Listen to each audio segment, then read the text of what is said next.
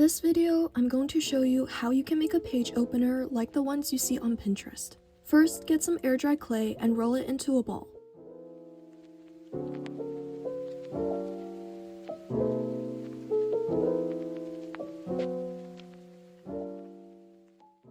You can optionally add some dried flowers or glitter in the clay to make it more unique, or you can just wait until the clay dries to paint onto it. If you do add flowers, knead it into the clay so that it's evenly distributed.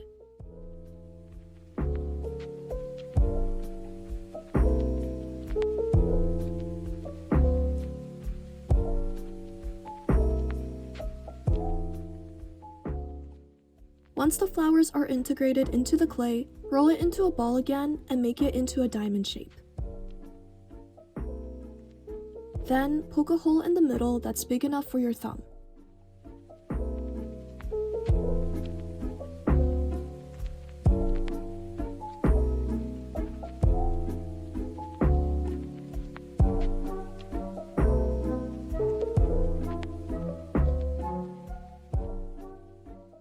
Wait for this to dry overnight, and that's pretty much it.